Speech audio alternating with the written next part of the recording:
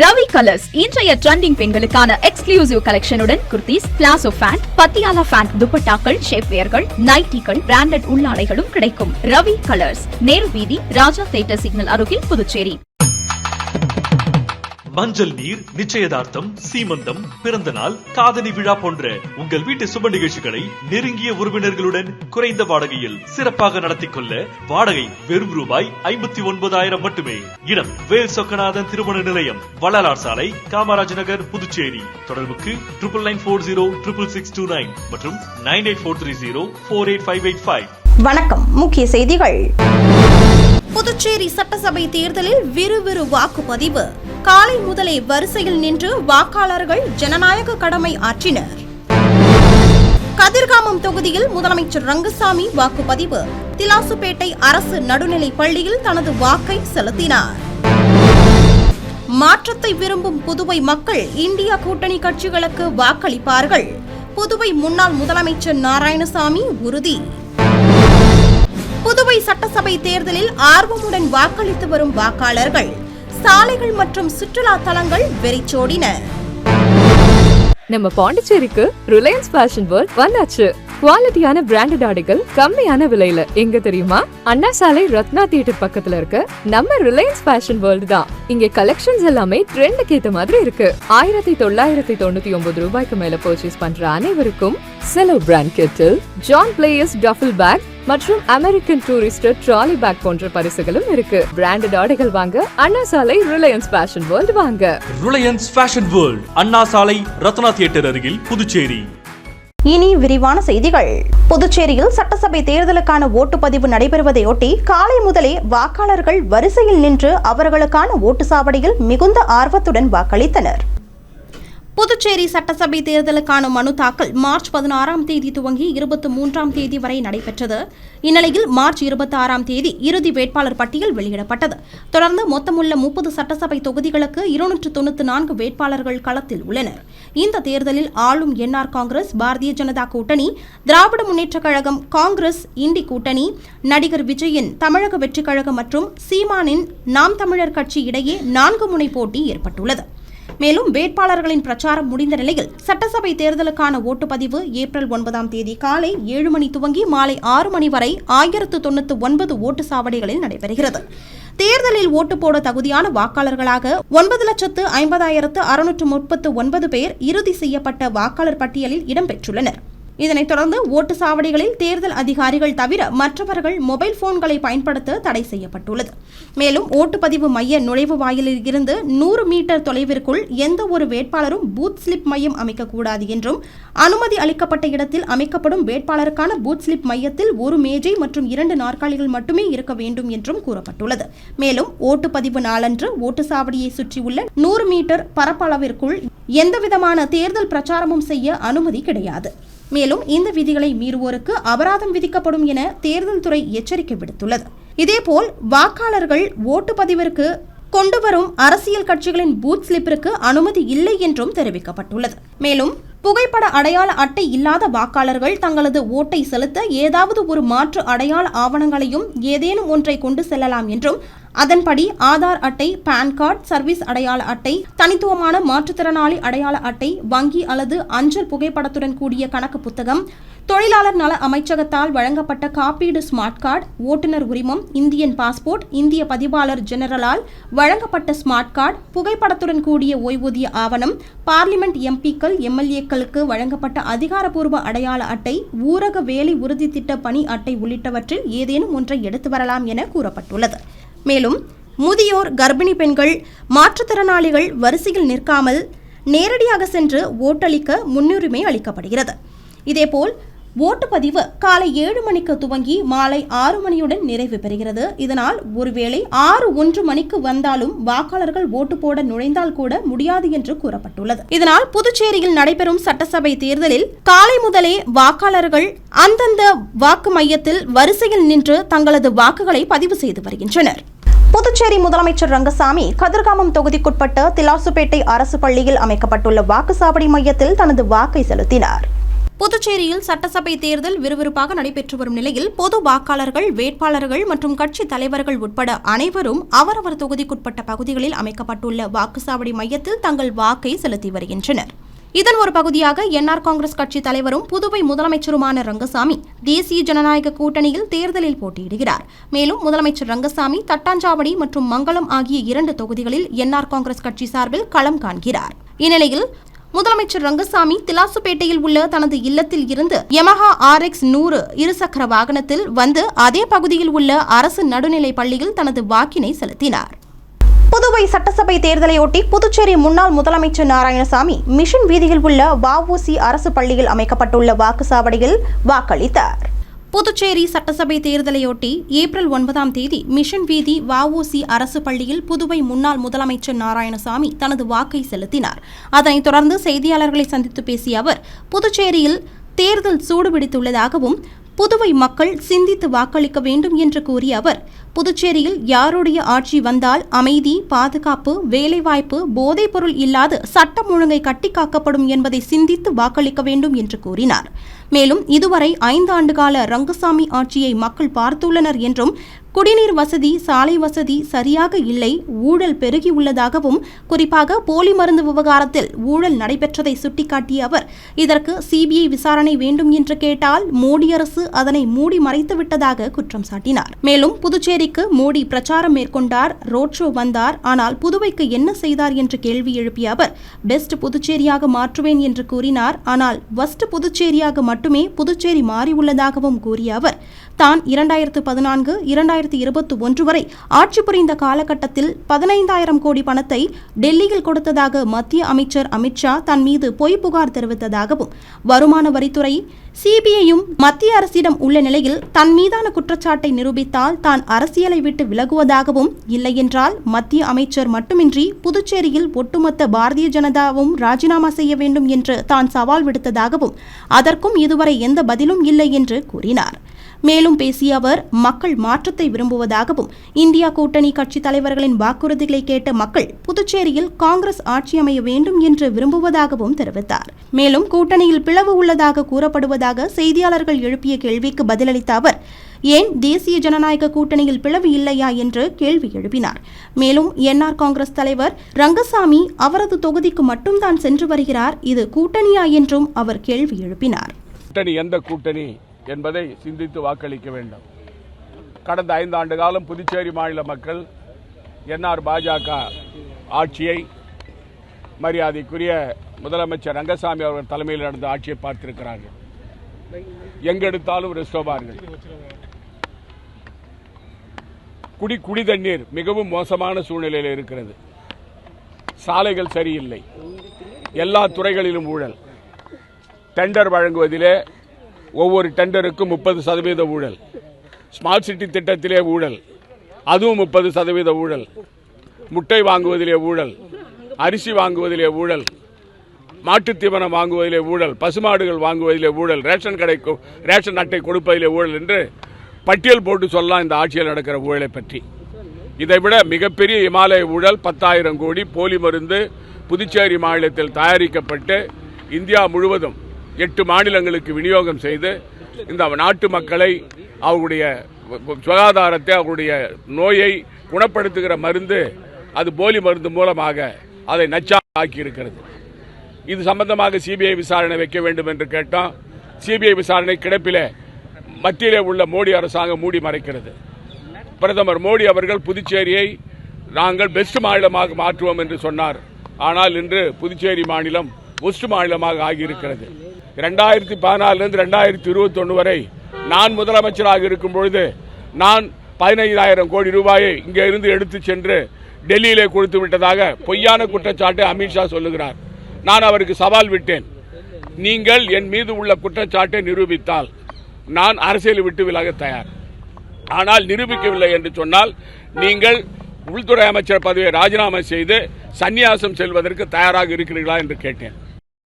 புதுவையில் சட்டசபை தேர்தலுக்கான வாக்குப்பதிவு ஏப்ரல் 9ஆம் தேதி நடைபெறும் நிலையில் சாலைகள் மற்றும் சுற்றுலா தலங்கள் வெறிச்சோடி காணப்பட்டன. புதுச்சேரி சட்டசபை தேர்தலுக்கான வாக்குப்பதிவு ஏப்ரல் 9ஆம் தேதி நடைபெறும் நிலையில் தேர்தலை அமைதியாகவும் நேர்மையாகவும் நடத்த தேர்தல் துறை பல்வேறு நடவடிக்கைகளை எடுத்து வருகிறது. இந்நிலையில் தேர்தலை முன்னிட்டு புதுவையில் துணை ராணுவ படையினர், IRBN காவல்துறையினர், புதுவை காவல்துறையினர் இணைந்து பாதுகாப்பு பணியில் ஈடுபட்டு வருகின்றனர். மேலும் ஆங்காங்கே வாகன சோதனையும் நடத்தி வருகின்றனர். இந்நிலையில் தேர்தலை முன்னிட்டு வேட்பாளர்களுக்கு ஆதரவாக கடந்த சில நாட்களாக அரசியல் கட்சி தலைவர்கள் வாக்கு சேகரித்தனர். மேலும் பொதுக்கூட்டத்தில் கலந்து கொண்டும் பேசினர். இதனால் புதுச்சேரி முழுவதும் எங்கு பார்த்தாலும் மக்கள் கூட்டமாக காணப்பட்டது. இந்நிலையில் ஏப்ரல் 7ஆம் தேதி மாலை 6 மணியுடன் பிரச்சாரம் ஓய்ந்த நிலையில் பரபரப்பும் அடங்கியது. அதனைத் தொடர்ந்து ஏப்ரல் 9ஆம் தேதி வாக்குப்பதிவு என்பதால் புதுவைக்கு வரும் சுற்றுலா பயணிகளின் எண்ணிக்கையும் வெகுவாக குறைந்துள்ளது. இதனால் புதுச்சேரியில் உள்ள முக்கிய சாலைகள், கடற்கரை சாலை, பாரதி பூங்கா, பாண்ட மெரினா கடற்கரை உள்ளிட்ட சுற்றுலா தலங்கள் மற்றும் சாலைகள் மக்கள் நடமாட்டம் இல்லாமல் வெறிச்சோடி காணப்பட்டன. புதுச்சேரி சட்டமன்ற தேர்தலையொட்டி புதுவை துணைநிலை ஆளுநர் கைலாசநாதன் சுகாதாரத்துறை இயக்குநரகத்தில் தனது குடும்பத்தினருடன் வந்து வாக்களித்தார். புதுச்சேரி சட்டப்பேரவை தேர்தல் ஏப்ரல் 9ஆம் தேதி நடைபெறுகிறது. இதனையொட்டி காலை முதலே வாக்காளர்கள் தங்கள் தொகுதி வாக்குச்சாவடி மையத்தில் வரிசையில் நின்று வாக்கு செலுத்தி வருகின்றனர். இதனிடையே புதுச்சேரி துணைநிலை ஆளுநர் கைலாசநாதன் தனது குடும்பத்தினருடன் சென்று சுகாதாரத்துறை இயக்குநரகத்தில் அமைக்கப்பட்டுள்ள வாக்குச்சாவடியில் வாக்கு செலுத்தி தனது ஜனநாயக கடமையை ஆற்றினார். சட்டசபை தேர்தலை பார்வையிட 6 நாடுகளின் பிரதிநிதிகள் புதுச்சேரி வந்துள்ளதாக புதுவை தலைமை தேர்தல் அதிகாரி ஜவஹர் கூறியுள்ளார். புதுவை சட்டசபை தேர்தலுக்கான வாக்குப்பதிவு ஏப்ரல் 9ஆம் தேதி நடைபெறும் நிலையில் காலை 7 மணி முதல் மாலை 6 மணி வரை இந்த தேர்தலானது நடைபெறுகிறது.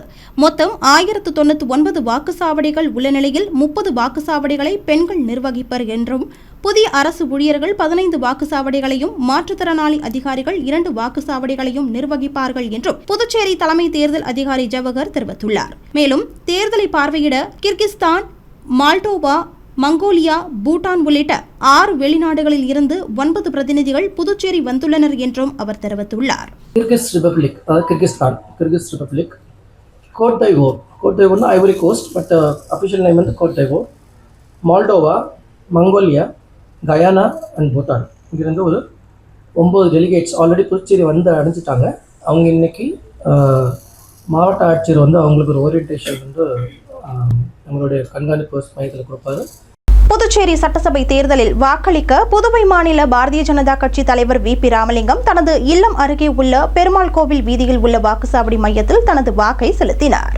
புதுச்சேரியில் சட்டசபை தேர்தல் நடைபெற்று வருவதால் 30 தொகுதிகளிலும் தேர்தல் ஆணையம் மூலம் அமைக்கப்பட்டுள்ள வாக்குச்சாவடிகளில் வாக்காளர்கள் மிகுந்த ஆர்வத்துடன் வாக்களித்து வருகின்றனர். இந்நிலையில் பாரதிய ஜனதா கட்சி புதுச்சேரி மாநில தலைவர் VP ராமலிங்கம் அவரது இல்லம் அருகே உள்ள பெருமாள் கோவில் வீதியில் அமைக்கப்பட்டுள்ள வாக்குச்சாவடியில் தனது வாக்கை செலுத்தினார். அதனைத் தொடர்ந்து செய்தியாளர்களிடம் பேசிய அவர், வெயில் அதிகமாக இருக்கும் நிலையிலும் மக்கள் காலை முதலே வாக்குச்சாவடியில் ஆர்வமுடன் வாக்களித்து வருவது மகிழ்ச்சி அளிப்பதாகவும், தேர்தல் துறை தனது பணியை சிறப்பாக செய்துள்ளதாகவும் பாராட்டினார். மேலும் அனைத்து வாக்காளர்களும் தவறாமல் வாக்களிக்க வேண்டும் என்றும், SIRக்கு பிறகு சரியான வாக்காளர் பட்டியல் வெளியிடப்பட்டுள்ளதாகவும், இதனால் 90% வாக்குப்பதிவு நடைபெறும் என்று அவர் கூறினார். மேலும் புதிய வாக்காளர்களும் பொதுமக்களும் மிகுந்த விழிப்புணர்வோடு உள்ளனர் என்று கூறிய அவர், இதனால் வெளியூர்களில் இருந்தும் வெகு தூரம் வந்து தனது ஜனநாயக கடமையாற்ற பலர் வந்துள்ளனர். இதன் மூலம் மக்கள் மத்தியில் தேர்தலுக்கான விழிப்புணர்வு வெளிப்படுவதாக அவர் கூறினார். அனைவரும் தன்னுடைய ஜனநாயக கடமையை ஆற்ற வேண்டும். முன்னெல்லாம் ஒரு பர்சன்டேஜ் ரொம்ப கம்மியா இருக்கும். இன்னும் நிச்சயமாக 90 கிராஸ் பண்ணும் என்று நான் நினைக்கிறேன். ஏன்னா SIRக்கு அப்புறம் அதாவது சீர்திருத்த முறையிலே பார்த்தா கரெக்டான ஓட்டு இருக்கு. அதனால ஏறக்குறைய 90% மேலதான் கண்டிப்பா போலிங் ஆகும். அனைவரும் வாக்களிக்க விழிப்புணர்ச்சியோடு இருக்கிறார்கள். மாணவ செல்வங்களும் சரி, அதாவது புதிய ஓட்டர் எல்லாம் விழிப்போடு இருக்கிறார்கள். அதே மாதிரி வயதான முதியவர்கள் கூட தேர்தலிலே இந்த அளவு வாக்களிப்பதற்கு நிறைய பேர் வெளியூர்ல இருந்து வந்திருக்கிறாங்க. இது ஒரு பெரிய சிறப்பான இது. இப்ப நல்ல அவேர்னஸ் வந்திருக்குது. தேசத்தின் மீது இருக்கிற பற்று வந்திருக்கிறது. தன்னுடைய ஜனநாயக கடமையை நிறைவேற்ற வேண்டும் என்ற உணர்வு வந்திருக்கிறது. அனைவரும் வாக்களிக்க வந்திருக்கிறார்கள். இதை ஒரு ஆப்பர்ச்சுனிட்டியாக, இது ஒரு வாய்ப்பாக பயன்படுத்தி தேர்தல் திருவிழாவாக இருக்கிறது. மிகவும் தொலைதூரத்தில் இருக்கிறவங்க கூட வந்திருக்காங்க. இது பாராட்ட வேண்டிய விஷயம். சட்டசபை தேர்தலையொட்டி ஓட்டுச்சாவடிகள் அனைத்தும் CCTV மூலம் கண்காணிக்கப்படும் என மாவட்ட தேர்தல் அதிகாரி குலோத்துங்கன் தெரிவித்துள்ளார். இந்திய தேர்தல் ஆணையத்தின் அறிவிப்பின்படி புதுச்சேரியில் ஏப்ரல் 9ஆம் தேதி ஓட்டுப்பதிவு சுமூகமாகவும் நேர்மையாகவும் நடைபெறுவதை உறுதி செய்ய மாவட்ட நிர்வாகம் விரிவான ஏற்பாடுகளை செய்துள்ளது. இதன் ஒரு பகுதியாக புதுச்சேரியில் உள்ள அனைத்து ஓட்டுச்சாவடி மையங்களிலும் தலா 2 கண்காணிப்பு கேமராக்கள் பொருத்தப்பட்டுள்ளது. இதன் மூலம் ஒருங்கிணைந்த கண்காணிப்பு கட்டுப்பாட்டு மையம் மற்றும் மாவட்ட தேர்தல் அலுவலகத்தில் உள்ள கட்டுப்பாட்டு அறையில் இணைய வழியில் நேரலையில் கண்காணிக்கப்படுவதாகவும் ஓட்டுப்பதிவு தொடர்பான புகார்களை பொதுமக்கள் இணையவழி நேரலை கண்காணிப்பு கட்டுப்பாட்டு அறைக்கு தொலைபேசி எண்களில் தெரிவிக்கலாம் எனவும் இந்த கட்டுப்பாட்டு அறைகள் மூலம் வரும் புகார்கள் மீது உடனடியாக நடவடிக்கை எடுக்க மாவட்ட தேர்தல் அதிகாரியின் அலுவலகம் ஏற்பாடு செய்துள்ளதாக மாவட்ட தேர்தல் அதிகாரி குலோத்துங்கன் தெரிவித்துள்ளார்.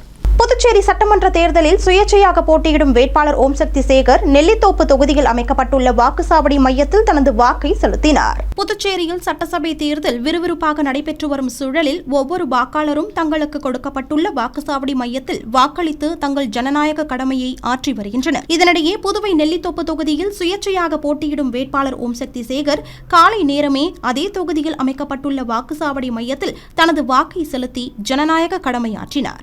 அண்ணா திராவிட முன்னேற்றக் கழக உருளையன்பேட்டை தொகுதி வேட்பாளர் காந்தி மங்களம் தொகுதிக்குட்பட்ட பாகூர் அரசு ஆரம்ப பள்ளியில் அமைக்கப்பட்டுள்ள வாக்குச்சாவடி மையத்தில் தனது வாக்கினை செலுத்தினார். புதுச்சேரியில் இந்திய தேர்தல் ஆணையத்தின்படி ஏப்ரல் 9ஆம் தேதி வாக்குப்பதிவு விறுவிறுப்பாக நடைபெற்று வருகிறது. இந்நிலையில் தேசிய ஜனநாயக கூட்டணியில் தேர்தலில் போட்டியிட அண்ணா திராவிட முன்னேற்றக் கழகம் சார்பாக புதுச்சேரியில் 2 தொகுதிகள் கொடுக்கப்பட்டுள்ளன. அதில் ஒரு தொகுதியான உருளையன்பேட்டை தொகுதியில் அண்ணா திராவிட முன்னேற்றக் கழக வேட்பாளர் காந்தி போட்டியிடுகிறார். இந்நிலையில் புதுச்சேரியில் நடைபெறும் இந்த சட்டசபை தேர்தலில் அண்ணா திராவிட முன்னேற்றக் கழக வேட்பாளர் காந்தி மங்களம் தொகுதிக்குட்பட்ட பாகூர் அரசு ஆரம்ப பள்ளியில் அமைக்கப்பட்டுள்ள வாக்குச்சாவடியில் தனது வாக்கினை செலுத்தினார். புதுச்சேரியில் சட்டமன்ற தேர்தல் அன்று வாக்காளர்களை ஈர்க்கும் வகையில் தொகுதிக்கு ஒரு வாக்குச்சாவடி வீதம் மகளிர் மட்டுமே பணிபுரியும் பிங்க் பூத் அமைக்கப்பட்டுள்ளது. புதுச்சேரியில் நடைபெறும் சட்டமன்ற தேர்தலை முன்னிட்டு வாக்காளர்களை ஈர்க்கும் வகையில் தேர்தல் துறை அதிகாரிகள் பல்வேறு புதுமையான முயற்சிகளில் முன்னெடுத்துள்ளனர். இதில் ஒரு பகுதியாக மிஷன் வீதியில் உள்ள வஉசி அரசு பள்ளியில் அமைக்கப்பட்டுள்ள வாக்குச்சாவடி மையத்தில் பிரம்மாண்ட அலங்காரம் செய்யப்பட்டுள்ளது. இதேபோல் புதுவை மாநிலத்தில் உள்ள 30 தொகுதிகளுக்கும் மொத்தம் 1099 வாக்குச்சாவடிகள் அமைக்கப்பட்டுள்ள நிலையில் அவற்றில் ஒரு தொகுதிக்கு ஒரு வாக்குச்சாவடி வீதம் மகளிர் மட்டுமே பணிபுரியும் வாக்குச்சாவடியும் அமைக்கப்பட்டுள்ளது. இது பிங்க் பூத் என பெயரிடப்பட்டுள்ளது. பெண் வாக்காளர்களுக்கு பாதுகாப்பான மற்றும் சுகாதாரமான சூழலை உருவாக்கும் நோக்கத்துடன் இந்த ஏற்பாடு செய்யப்பட்டுள்ளதாக குறிப்பிடப்பட்டுள்ளது. என்னோட ஓட்டு நான் காலையிலே போட்டேன். எல்லா லேடிஸும் வந்து காலையிலே சீக்கிரமாக போடலாம். இங்கே லேடிஸ்க்காக இங்கே பிங்க் பூத் ஆரம்பிச்சிருக்காங்க. ஸோ ரொம்ப வசதியாகவும் இருக்கும். நம்ம க்யூவில் நிற்க வேணாம். உள்ளே இருக்க எல்லா ஸ்டாஃப்ஸும் ரொம்ப நல்லா பண்ணுறாங்க. எந்த ப்ராப்ளமும் இல்லை. ஸோ நீங்கள் சேஃபாக வந்துட்டு ஓட்டு போட்டு போகலாம். தேங்க்யூ. இது அரவிந்தர் தெருவுடைய பூத்து. இந்த பூத்தில் எல்லாமே full and full ladies. I think they are doing wonderfully there job.